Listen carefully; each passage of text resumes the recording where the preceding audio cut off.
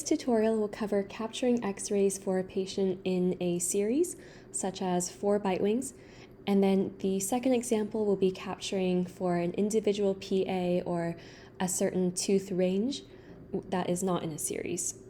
For these examples, I will not have a sensor plugged into this workstation here, but when you do capture, you'll see actual X-ray images.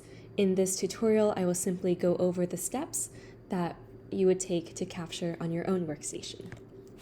We're starting on the patient's profile. Click on the Capture button to launch the program to take X-rays. Click Capture. Verify this is your patient you are wanting to capture for, then the button again. Our first example will be to do a layout.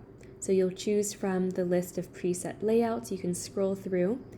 The ones that you use the most will float to the top. So as you choose them more and more frequently, they'll appear at the top of the list. We're going to do 4 bite wings. The layout screen shows up to see that we'll take this one first, this one is second, third, and fourth. When we click Start Progression Capture, the X-ray sensor is ready when it turns green. As it's processing, it will turn blue. And when you have finished taking the first image, it will automatically move over to the second frame, then to the third and the fourth frame. If for any reason you would like to retake an image, you would simply click back over the one that you want to retake. So for example, if I took the image on 1 and it automatically moved to 2, but if I wanted to retake 1, I would simply click back over to move the green sensor ready screen back to 1. When we're finished, we'll stop the capture, then click Done. Here you will be able to view your X-rays immediately after capturing. If there are any that you do not wish to keep, you would drag them into this ghosted icon to show that it is not usable for the series. It will be hidden once it's uploaded. When you're finished, click Save and go back. This will forward your images onto the web. Now let's do our second example. In the second example, we're not doing a series. We're going to do a PA or a few PAs. Let's say the patient's coming in for a palliative treatment or something emergency. So we'll click Capture, then Capture again, and capture images once more. Here we can choose the tooth by clicking on a single tooth, or you can click and drag to select a series like that.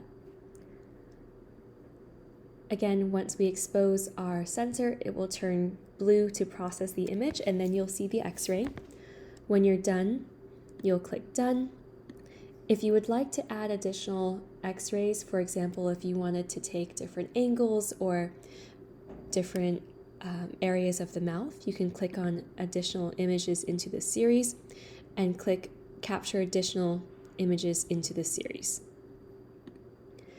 And again, if there are any images you wish to hide, you would drag them into this ghost icon.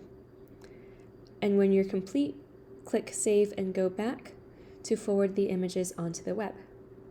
After they are on the web, you can view them by going back to Google Chrome, to the patient's chart, and the Images tab.